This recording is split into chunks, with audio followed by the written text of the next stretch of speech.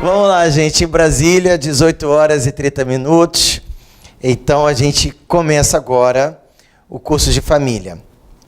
Eu sou Sandro Gaspar Amaral, sou professor, dentre outros lugares, como curso para magistratura, sou da Escola da Magistratura há mais ou menos já pela segunda década. Bom, o que isso interessa? Interessa porque é claro que a gente vai dar todo o enfoque direcionado para a magistratura estadual do Rio de Janeiro. Para quem está interessado em fazer outros concursos também, eu vou ser um pouco indiscreto agora. A minha abordagem não vai ser, a aula minha não vai servir só para a magistratura. Se você quiser também utilizar para estudar para o Ministério Público, dá, porque também deve sair, entendeu? Então, assim, vale a pena para a gente não ficar num enfoque só. E é claro que sempre tem uma ovelha esquisita no grupo que passa para concurso federal, para MPF, para magistratura federal, vai lá para os bandos de lá. Fica tranquila, porque normalmente os concursos federais têm um nível de exigência mais superficial em direito civil. Então, quem se prepara para a magistratura estadual está preparado para qualquer outro concurso. Beleza? E só para a gente também fazer uma última observaçãozinha, que é a questão da bibliografia em família. Eu não costumo dar uma bibliografia muito extensa, até porque é bobagem. Mas alguns autores vale a pena vocês estudarem. O primeiro deles, que eu sugiro, é o professor José Maria Leone. José Maria Leone, membro do Ministério Público do Estado do Rio de Janeiro desde 1978. Pois é, eu não sei se ele vai me matar depois de eu ficar falando isso em público. O Leone é professor há 4 décadas, é uma pessoa que é uma referência nacional. O livro dele é bastante atualizado e para o concurseiro tem um quê a mais do que para quem não é concurseiro. Todo final de capítulo, o Leone faz um apanhado das controvérsias que tem sobre o tema daquele capítulo e quais são as posições dos autores. Então, isso te economiza tempo. Você, ao invés de ficar lendo vários autores diferentes, você ali já tem uma... Então, o concurseiro costuma gostar desse tipo de obra. Também é excelente a obra Direito das Famílias, do Cristiano Chaves e do Nelson Rosenwald. Aliás, o Cristiano Chaves é um amor de pessoa. Uma vez eu fui recomendar o livro deles na TV Justiça, naquele Saber Direito. Ele me ligou para agradecer, de fofo, né? Mas ele realmente é brilhante. Nelson também é brilhante. O livro realmente é excelente. Tem o Darling de Vocês, que é o Manual do Direito das Famílias, da Maria Berenice Dias, também excelente. Aliás, eu amo a Maria Berenice, mas isso não importa, né? O livro dela é excelente. E também tem o livro do Tartucci, que também é muito bom, a obra dele. Mas quem está estudando para a magistratura estadual tem que pegar o volume de família, não pode ficar na preguiça para pegar o volume único. Isso é para concurso federal. Concurso estadual tem que cair dentro, tá ok? Então, sem muitas delongas, nosso assunto é família. Nosso primeiro tema é família. É meio complicado falar de família hoje para pessoas que dormiram no ponto. O conceito de família foi absurdamente revolucionado em seus paradigmas pela Constituição de 88. A família tradicional era identificada por laços consanguíneos, a família tradicional exigia sacrifícios de seus membros em prol da família, e o pior, a família tradicional era estabelecida por lei. Então, se a sociedade não se encaixasse naquele quadrante estabelecido na lei, então não seria família. A Constituição Federal de 88 afasta a legislação como causa identificadora da família e passa a estabelecer o afeto.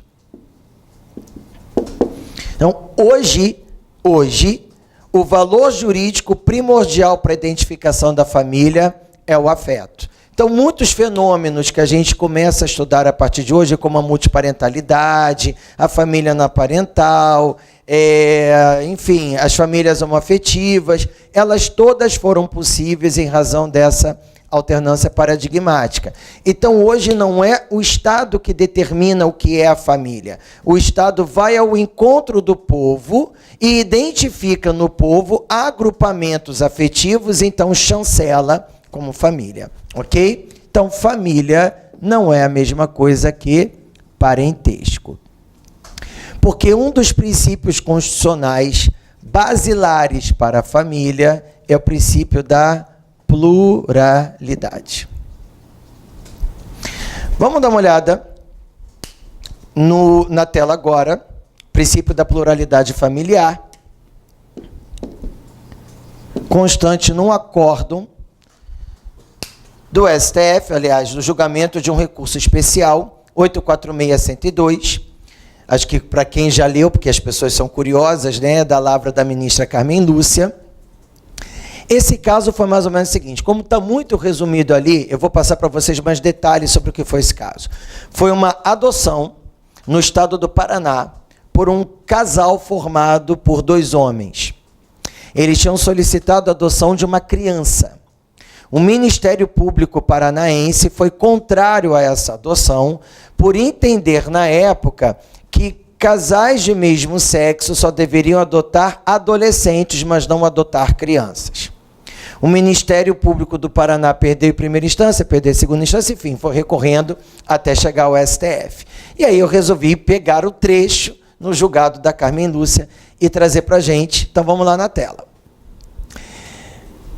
Segundo a ministra Carmen Lúcia, o conceito contrário, é claro que isso aqui é um trecho, tá? Conceito contrário significa contrariar a decisão judicial que foi recorrida, implicaria forçar o nosso magno texto a incorrer ele mesmo em discurso indisfarçavelmente preconceituoso ou homofóbico. A isonomia entre casais heteroafetivos e pares homoafetivos somente ganha plenitude de sentido se desembocar no igual direito subjetivo à formação de uma autonomizada família.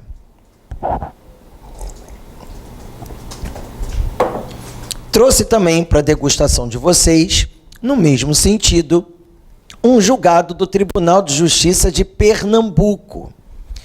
Apelação civil 176-862, dígito 7. Os pernambucanos fazem jus à fama que tem de ser um povo intelectualizado. Há uma cultura geral em Pernambuco, se bem que eu senti muito isso em Alagoas também, senti isso na Bahia, de um excesso de valor ao estudo. Você tem mais valor por mais cultura que você tiver. E eu, como carioca, fiquei com inveja. Mas, enfim, bora lá para Pernambuco. O pluralismo das entidades familiares, princípio da pluralidade familiar. Uma das mais importantes inovações da Constituição brasileira, relativamente ao direito de família, encontra-se ainda cercada de perplexidades quanto a 2 pontos centrais. Primeiro ponto central, há uma hierarquização axiológica entre elas? A gente já responde, não. Isso significa que uma entidade familiar não pode ter mais ou menos direito do que uma outra entidade familiar. Todas as famílias são importantes, todas as famílias importam igualmente. Segundo, constituem elas números clausos, ou seja, a Constituição Federal esgota a enumeração das entidades familiares no Brasil? Não, a enumeração é exemplificativa, porque não é possível uma legislação prever todas as formas de amar, né? Qualquer maneira de amor vale a pena, qualquer maneira de amor valerá. Então, defende que para poder se considerar a existência de uma família, deve haver 3 elementos. Primeiro, afetividade. Segundo, estabilidade. E terceiro, ostensibilidade. Ostensibilidade significa publicidade, ou seja, essas pessoas são identificadas pela coletividade na qual elas têm domicílio, na qual elas residem, como grupo de família. Tudo bem? Só que acontece que toda essa revolução paradigmática ocorrida aqui acabou atingindo aqui também. Porque o Código Civil apresenta, a partir do artigo 1591 até o 1595, quem são parentes. Então, parentesco previsto em lei está lá regularizado no Código Civil, mas mesmo a nossa identificação de parentesco na lei foi influenciada por essa revolução paradigmática. Deixa eu tentar me explicar um pouco melhor.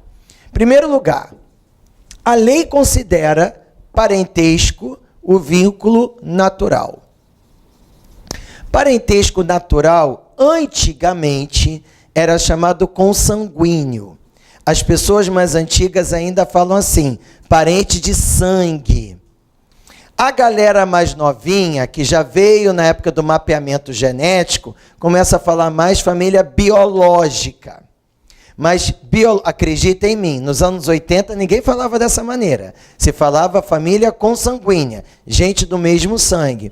A família natural é aquela que pode ser identificada por DNA. Ok?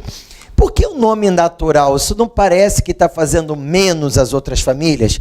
Não. Natural significa que a maneira de criar vínculos, tal como ocorre entre as zebras, entre os cavalos, entre os leões, por toda a natureza, é a mesma maneira de se formar um determinado grupo. E é tão natural que não depende de legislação. Em qualquer lugar do planeta, as famílias naturais se formam da mesma forma. Ok? Já o parentesco civil é outro papo. Eu não sei se vocês gostam de viajar. Eu gosto. Então, logo eu pude, eu comecei a viajar com mais intensidade. Porque viajar não é só querer, é poder também, né? Eu só tive o bom senso de não me apegar. Que um dia você tem, outro dia você pode não ter. Mas, sempre que posso, eu viajo. E eu comecei eu sei que pode parecer estúpido o que eu vou dizer, mas com a minha idade eu não tenho mais medo da estupidez. Eu só não vou ao ridículo, por repúdio ao ridículo. Mas a estupidez eu me permito. Eu me dei conta das diferentes estruturas de parentesco de outras sociedades. Existem países no mundo que não conhecem a adoção e nunca conheceram. Já existem outros países como o nosso que conheceram uma adoção no Código Civil 16 e depois repaginou essa adoção para ser completamente diferente com a Constituição de 88 que deu origem ao ECA. Então, por que a adoção é um parentesco civil? Porque ela depende da legislação de um país. Ou seja, precisa a sociedade, de acordo com a sua maturidade, civilizatória, estruturar de acordo com a sua legislação, de acordo com seus valores, outros tipos de parentesco ou não. Tudo bem? E a adoção é uma delas. Por que eu escrevi civil de novo, gente? Adoção. Além da adoção, também é parentesco civil a reprodução assistida.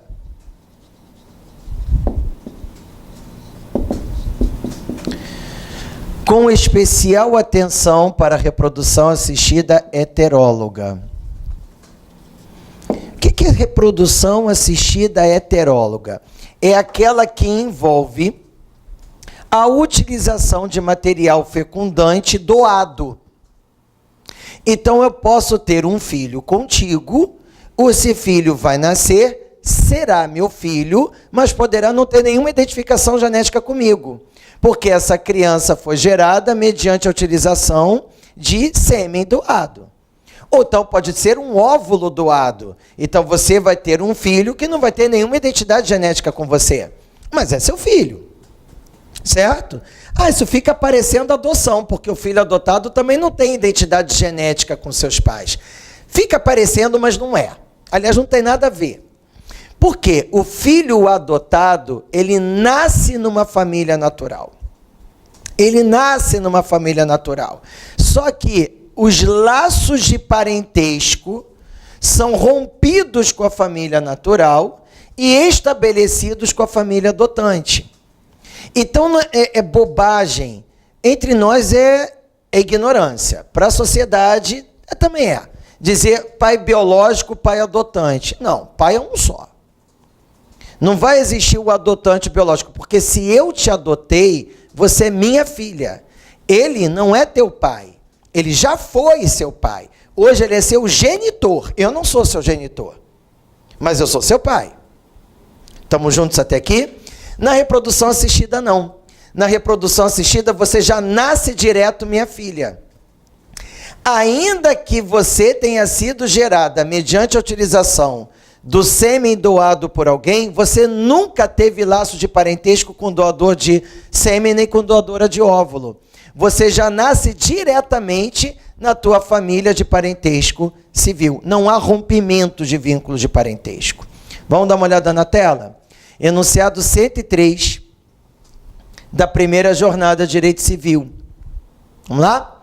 O Código Civil reconhece no artigo 1593 outras espécies de parentesco civil, além daquele decorrente da adoção, acolhendo assim a noção de que há também parentesco civil no vínculo parental proveniente quer das técnicas de reprodução assistida heteróloga, relativamente o pai ou a mãe que não contribuiu com o seu material fecundante, quer da paternidade socioafetiva fundada na posse de estado de filho.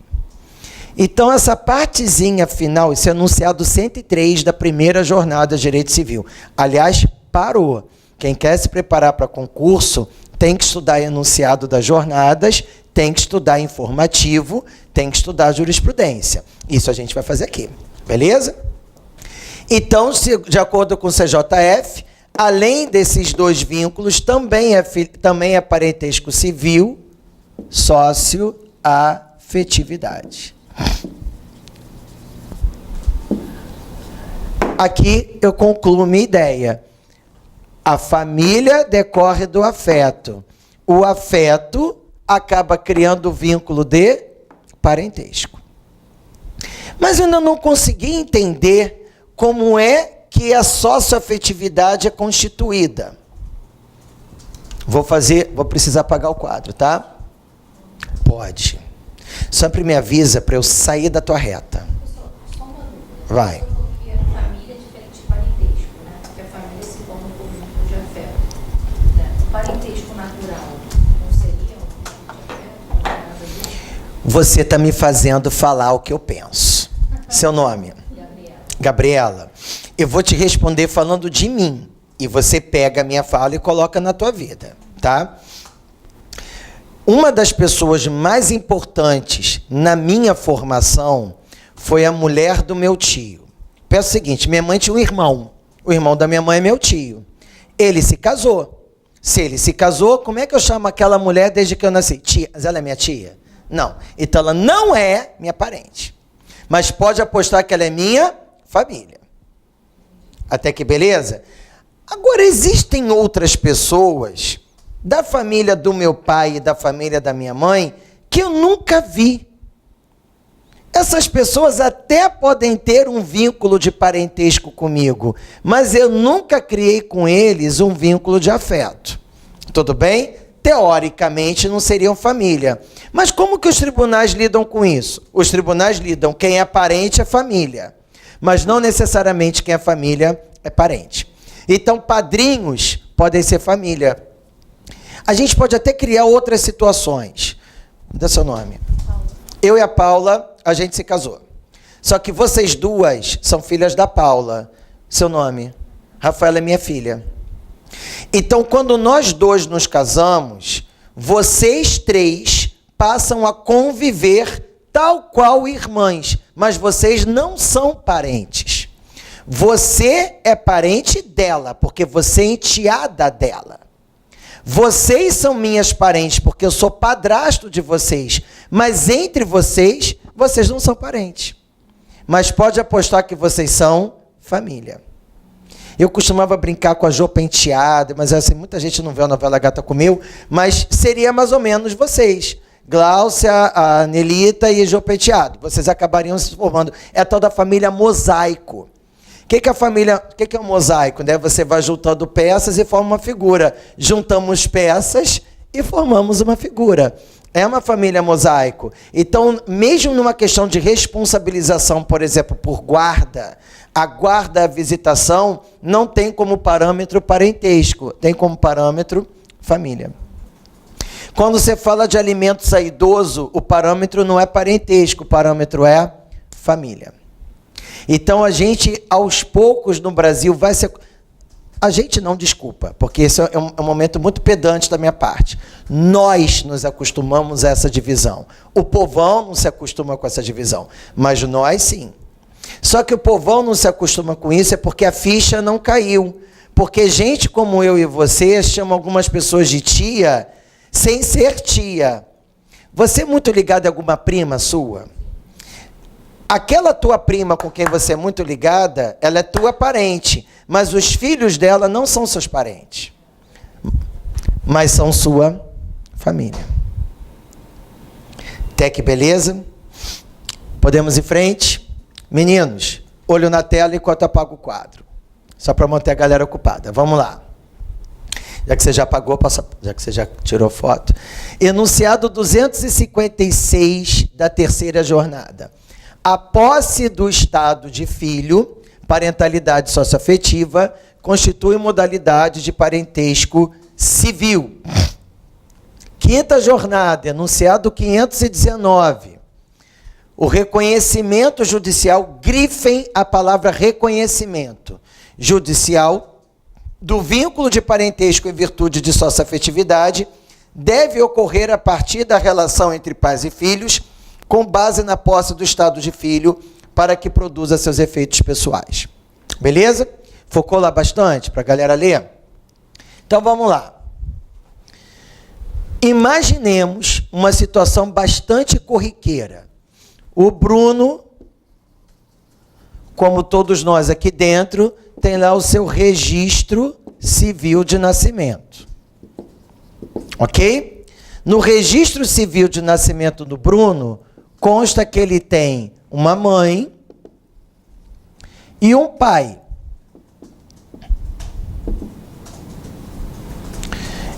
Ele viu o Juliano algum dia na vida dele? Não, porque pouco depois do nascimento dele, o Juliano se envolveu com uma vizinha, foi embora e abandonou a mãe dele e ele bebê. Então ele tem um registro de um pai com que ele nunca construiu uma relação de pai e filho. A Gisele não morreu, a Gisele estava viva. E tal qual qualquer ser humano vivo, a afetividade dela continua. E digamos que ela conheceu o Flávio. Então o Bruno e o Flávio se conheceram quando o Bruno tinha uns 3 anos de idade. O Bruno cresce. E a relação que ele pode travar com o Bruno pode ser de ódio, pode ser de rejeição, pode ser difícil, disputa de espaço, pode ser de simpatia, pode ser qualquer coisa. Inclusive, uma palavra que todo mundo tem vergonha de falar. Por isso eu fiz em vermelho. Amor. Só que esse amor, como qualquer amor, é traiçoeiro. Aliás, não tem nada mais traiçoeiro do que o amor. Porque o dia que o Bruno acorda, ele vai perceber que já era. Ele é filho do Flávio. O dia que o Flávio se tocar, principalmente numa briga horrível com a Gisele foi embora, pode ser que a bebedeira dele não seja que eu perdi a mulher, eu perdi meu filho. E ali ele percebeu que o Bruno não é enteado, o Bruno não é o filho da namorada, o Bruno não é porra nenhuma, o Bruno é filho dele. Só que isso é um fato, isso não consta no registro civil. Isso é um fato. Não tem registro. Tudo bem? Posse de quê? Posse de imóvel? Não. Posse do estado de filho. Então, o Flávio, por exemplo, pode promover um reconhecimento de paternidade do Bruno e querer alegar o quê? O pai de verdade do Bruno nunca foi o Juliano. O Juliano foi um reprodutor, né? O Juliano foi um um genitor, um doador de sêmen, qualquer coisa que você quiser, menos pai. Pai, o Flávio está querendo provar que foi ele, mas não pelo DNA, pela afetividade. O que ele teria que provar nos autos dessa ação de reconhecimento de paternidade? É por isso que eu pedi para que vocês grifassem. Volta para a tela, por favor. Enunciado 519, reconhecimento judicial. Reconhecimento produz uma sentença declaratória. Então, o Flávio quer uma sentença em que o judiciário reconheça que o pai de verdade do Bruno é ele. O que tem que se provar aqui? Em primeiro lugar, nominácio. Como assim nominácio? Precisa ficar comprovado que o Bruno construiu nele a identidade de ser filho do Flávio. E assim como o Flávio construiu ou foi construída a sua revelia, a identidade de que ele é o pai do Bruno. Além da questão de nome, eles se tratam assim. E aqui eu gostaria que vocês não romanceassem essa história. Porque pais e filhos envolve briga, discussão, envolve mau humor, que a gente só tem entre pais e filhos. Então, tratácio não está dizendo relacionamento amoroso, está dizendo relacionamento que uma pessoa só constrói, é aquela briga que você só tem com a sua mãe, aquele desentendimento que você só tem com seu pai e aquelas pazes que a gente só faz entre pais e filhos. Esse relacionamento eles têm, claro que em razão dessa identidade. E também reputácio. Como assim reputácio? Reputácio é a fama social. É o olhar coletivo sobre eles e a coletividade identificá-los como pais e filhos. É como se fosse um elemento surpresa. Ué, o Flávio não é pai do Bruno? Porque todo mundo tem a certeza de que são. Se o judiciário se convencer desses três elementos, significa que está configurada a posse do estado de filho. Configurada a posse do estado de filho, prolata-se a sentença declaratória de parentesco socioafetivo. Essa sentença você leva para registro. E aí, tchau, tchau, bye, bye, Juliano. Hello, Flávio. Ou seja, o registro civil vai corresponder à realidade. Aí eu estou me coçando para falar de multiparentalidade. Agora não. Depois. Olho na tela. Sentença de adoção. Na sentença de adoção, gente, vamos botar o pé no chão. A adoção é o caminho contrário da socioafetividade. Porque se eu quero adotar... Esqueci seu nome. Paula. Eu e a Paula queremos adotar, a gente, muito antes de fazer uma entrevista para ingresso no Cadastro Nacional de Adoção, a gente já quer ser pai e mãe. Então, a gente já está... Primeiro, a gente está na tensão, será que vão nos aceitar, será que não vão? E a gente está no cadastro, quando é que vão ligar para a gente para entregar o nosso filho? Então, a gente já está numa carga de amor sufocante sobre aquela criança, ou aquele adolescente, aquele ser humano. Logo, a adoção é sempre um comportamento intencional. Ninguém adota sem querer. E não apaguei a luz, acabou que adotei. Isso não existe. A adoção é até um ato bastante doído, é bastante sofrido, até pelo temor de você não conseguir o que você quer.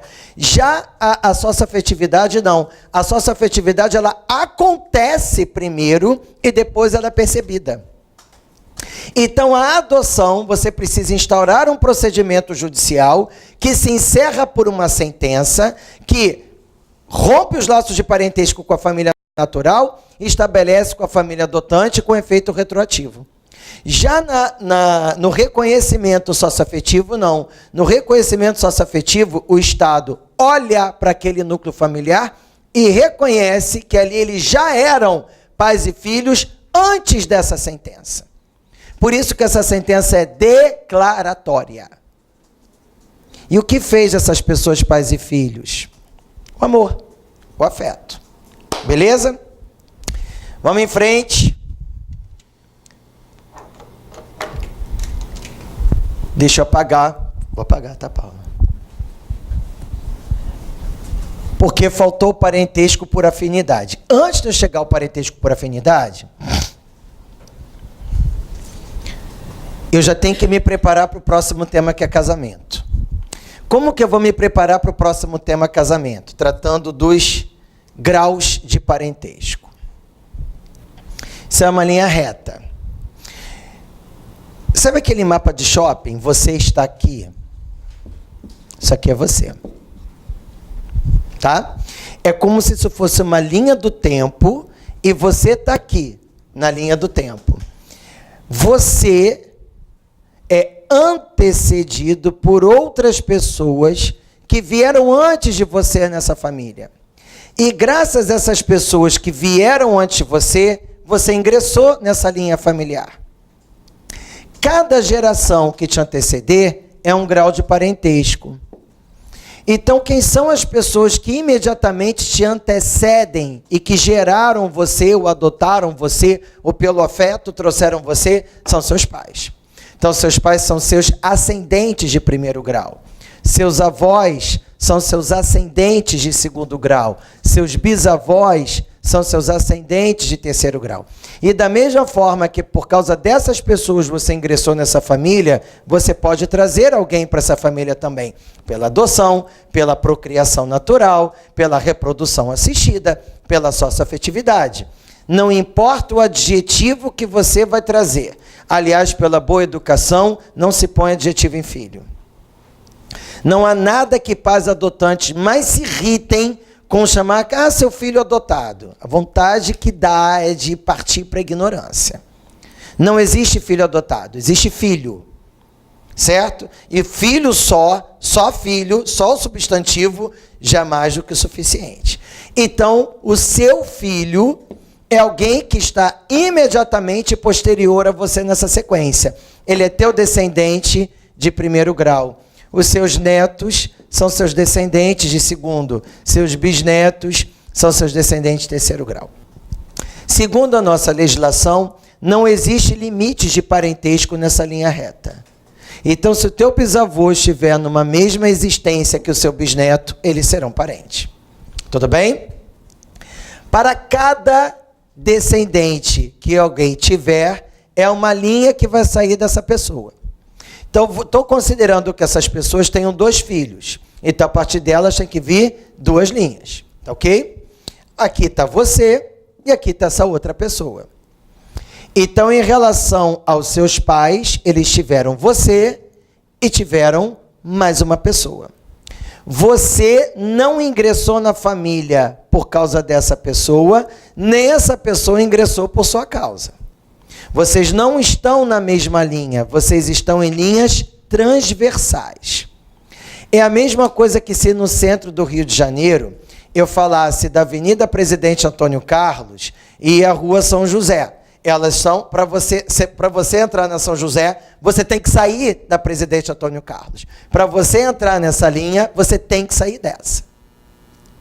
Quantos graus essa pessoa tem que se movimentar para chegar até essa? 2. Ela tem que subir um e descer outro. Ela se movimenta 2 gerações. Então, os seus irmãos são seus parentes de segundo grau em linha transversal. Os filhos dos seus irmãos, que nós chamamos sobrinhos, são colaterais de terceiro grau. Os netos dos seus irmãos, 4º grau. E parou aqui. Porque na linha transversal existe limitação de parentesco até o 4º grau. Os seus avós também podem ter tido outros filhos. Para você chegar a essa pessoa, você tem que subir 2 graus e descer 1. São seus tios. Os filhos dos seus tios, seus primos. Por isso que filho de primo não é parente. E se seus bisavós tiveram outros filhos, 1, 2, 3, 4, seu tio-avô. Ou tia-avó. Ok? Aí você resolveu se casar ou formar uma união estável, claro que com outra pessoa. Esse casamento ou essa união estável vai gerar um efeito social que é atrair para você os parentes da pessoa com quem você se casou ou com quem você se uniu. Ok? Então é engraçado, teu marido não é seu parente, mas os parentes do seu marido são seus parentes. Marido é família, mas não é parente. Os descendentes do seu marido, da sua mulher, são seus descendentes também, mas são seus descendentes por afinidade. Então, eles não são seus filhos, eles são seus enteados. Os ascendentes do seu marido e da sua mulher são seus ascendentes também, mas porque são ascendentes por afinidade, eles não são seus pais, eles são seus sogros. Tudo bem? De acordo com o artigo 1595, o parentesco por afinidade na linha transversal termina no 2º grau.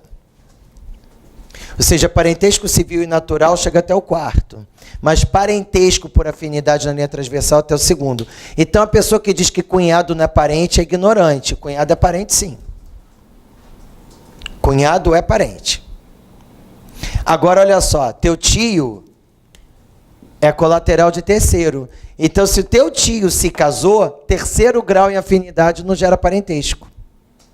Se teus primos se casaram, parentesco por afinidade de 4º grau, perdão, 4º grau em afinidade não gera parentesco, só vai até o 2º. Então, não são seus parentes, mas são sua família.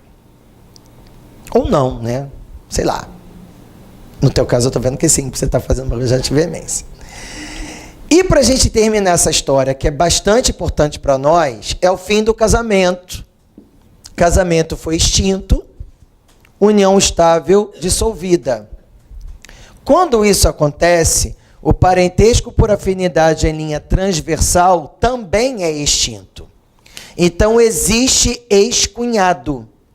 Se o teu marido morreu e você quiser casar com os irmãos dele, dá para casar, não tem problema. Porque existe ex-cunhado. Agora, o próprio 1595, se não me engano, o parágrafo 2º, diz que o parentesco por afinidade em linha reta não é desfeito sequer pela extinção do casamento ou pela dissolução da união estável. É por isso que não existe ex-sogro, ex-sogra, não existe ex-padrasto, ex-madrasta.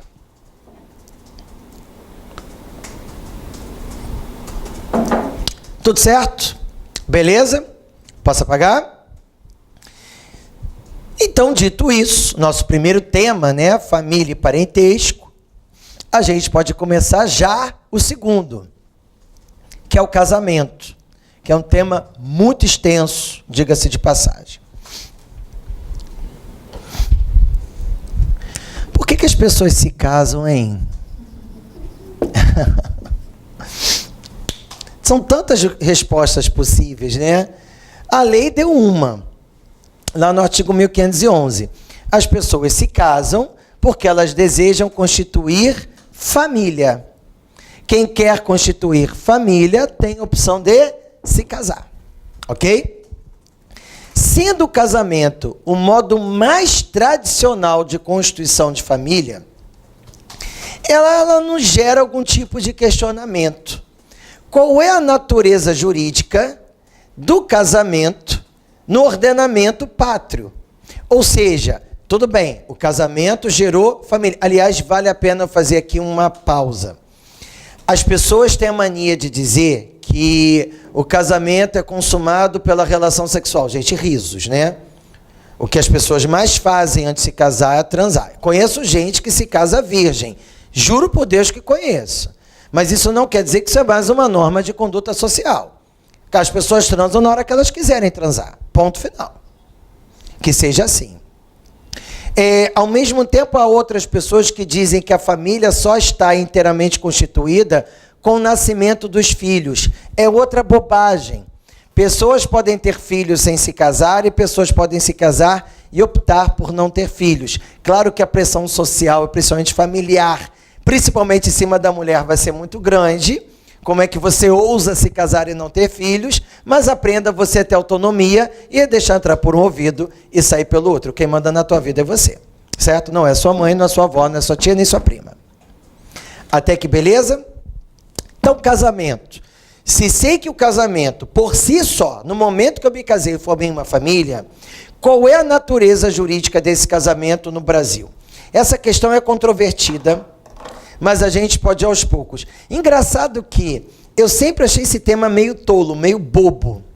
Mas um dia que eu fui dividir, não vou dizer o nome nem sobre tortura, fui dividir uma mesa numa palestra com um professor, muito amigo meu, mas que é juiz aposentado. Ele começou a falar do casamento como se a natureza jurídica fosse institucional. Por quê? Porque ele se tornou magistrado nos anos 70, acho. Não nos anos 60, eu estava na dúvida de 60 e 70. Mas eu tenho quase certeza que foi nos anos 70. Naquela época, que ele se tornou juiz, o casamento era indissolúvel. Quando em dezembro de 77 é promulgada a Lei 6.515, que é a lei do divórcio, a dificuldade para se divorciar era absurda. Aliás, para a gente se divorciar, a gente tinha que previamente fazer uma separação judicial e o juiz não podia decretar a separação judicial sem fazer uma audiência especial em que ambas as partes confirmassem com convicção que elas queriam dissolver a sociedade conjugal. Porque se o juiz perguntasse, Paula, você está convicta que você quer separar? Ah, eu não sei. Ele suspendia a audiência e marcava uma outra. Por isso que tem gente antiga que ainda diz, eu não te dou o divórcio. É porque realmente, antigamente, a intromissão do Estado nas vidas nossas era absurda. Então, realmente, o casamento no Brasil tinha muito mais feições de uma instituição pública do que esfera privada. Conforme a evolução da nossa sociedade, a gente foi se distanciando dessa figura institucional. Mas há muitos países no mundo em que o casamento é uma instituição. A tua maneira de casar, como a legislação determina, você só pode se separar ou não de acordo com a legislação determina. Se separar, quem fica com filho, tudo na lei que determina. Você não tem vontade nenhuma.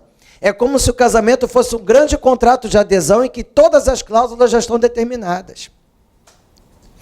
O Brasil se afastou dessa figura e hoje a doutrina entende maciçamente predominante que a natureza jurídica do casamento no Brasil é negocial.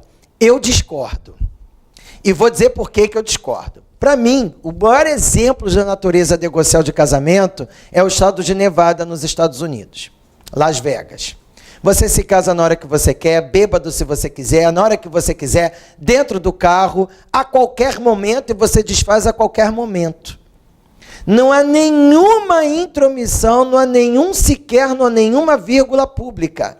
É o empoderamento privado, tal qual a celebração de qualquer negócio privado. O Brasil não é exatamente isso. É claro que nós temos muito mais autonomia privada hoje no século XXI, no apagar das luzes da segunda década do século XXI, do que nós tínhamos nos anos 70. Mas ainda há bastante intromissão no Estado. Vocês vão estudar comigo, por exemplo, os impedimentos matrimoniais. Eu já dei aula, não vou dizer onde, mas já dando aula uma vez num determinado curso, havia um serventuário do Ministério Público Estadual do Rio de Janeiro e disse, eu trabalho, não posso dizer exatamente onde, porque senão vão acabar descobrindo quem é a pessoa. Mas a pessoa começou a dizer para mim, o Ministério Público não se intromete em habilitação de casamento. Eu falei, então vocês estão agindo contra a lei. Porque é atribuição do Ministério Público examinar se existem ou não impedimentos matrimoniais. Porque se houver impedimento matrimonial, a habilitação para casar tem que ser indeferida. E se houver um casamento sob impedimento matrimonial, o casamento é nulo de pleno direito. Então, claramente ainda existe algum interesse público sobre o casamento. Eu não consigo, claro, mais ver a natureza institucional, mas não consigo enxergar que nós já tenhamos chegado a essa natureza negocial. Há muitos membros do Ministério Público do Estado do Rio de Janeiro que entendem que deveria ser negocial, sim. Casa com quem você quiser, faz a sua vida o que você quiser. Não deve fazer parte das atribuições do Ministério Público ter esse tipo de intromissão na esfera privada dos cidadãos. Mas a legislação ainda não é assim. Eu, por isso, entendo que a natureza jurídica do casamento no Brasil ainda é híbrida, ainda é mista. Ela ainda tem um quê institucional e tem bastante negocial. Mas a doutrina entende, maciçamente predominante, que a natureza hoje no Brasil é negocial, principalmente depois desses fluxos que a gente vai estudar de desjudicialização das questões do casamento. Mas vamos em frente. Eu quero casar. O que eu tenho que fazer? Primeira coisa, você tem que encontrar alguém com quem você queira se casar e que também queira casar com você. Essa é a parte mais difícil. Quando você consegue chegar nessa parte, haverá nubentes. Quem são os nubentes? Nubentes são as pessoas que postulam as núpcias. Eles não estão casados, mas eles postulam, eles procuram casamento. O que essas pessoas devem fazer? Essas pessoas devem procurar o cartório de registro civil referente ao seu domicílio. E ali essas pessoas vão adentrar ao recinto, tirar uma senha e aguardar ser chamados. Quando eles forem chamados, eles têm que dizer: nós viemos aqui para solicitar a nossa habilitação para casar. Então, você não pode casar sem que o Estado te habilite. Então, como é que isso é negócio jurídico? O Estado tem que te habilitar. Como que eu faço para me habilitar para casar? Primeira coisa, você tem que requerer essa habilitação, que não é difícil. Essa solicitação já é um formulário que o próprio cartório te entrega. Mas aquilo que a gente preenche é a solicitação de habilitação para casar. Junto com essa solicitação, o cartório nos apresenta um elenco de documentos que tem que ser apresentado junto com essa solicitação. Quais são esses... Bom, não vou dizer para vocês quais são os documentos, porque estão no Código Civil. O que interessa que vocês saibam é que, através dessa documentação, será examinada a capacidade dos nubentes para casar. Se você não tiver capacidade para casar, você não pode casar com ninguém. Os impedimentos matrimoniais, e deve ser o exame nessa ordem.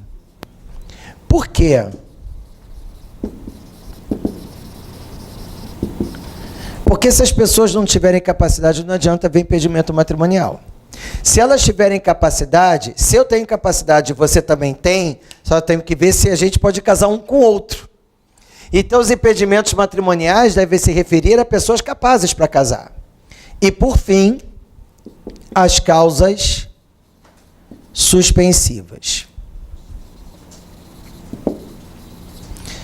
Esses 3 elementos é que são examinados durante o período da habilitação para casar. Certo? Então, a gente vai fazer na sequência. Primeiro deles, capacidade para casar. Hoje em dia ficou mais fácil, né? Capacidade para casar. Vamos lá? Paula, vou apagar, tá? Vou deixar só a capacidade. Primeiro lugar, são capazes para casar as pessoas com 18 anos ou mais, maioridade. É claro que eu não estou me referindo só a vocês que estão aqui, também estou me referindo às pessoas que estão em casa, porque eu não sei quando que essas pessoas se formaram. E às vezes a pessoa se forma e depois para de estudar aquele ramo do direito. Dependendo de quando essas pessoas estudaram, pode ser que o professor tenha colocado os maiores 8 anos, salvo os alienados mentais. Só que o Estatuto da Pessoa com Deficiência revogou o artigo 1548, inciso 1 do Código Civil. Portanto, as pessoas que já tiverem maioridade são capazes para casar, vírgula, mesmo os alienados mentais. Ok? 2, menor em idade núbil.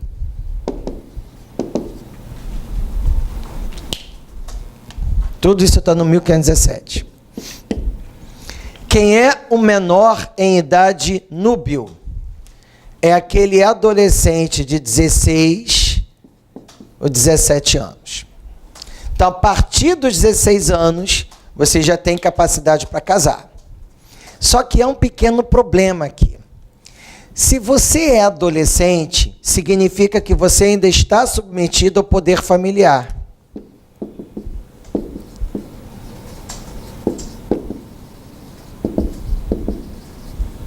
Se você é adolescente, você ainda está submetido ao poder familiar. Poder familiar, de acordo com o artigo 1631, ele é entregue aos pais e às mães.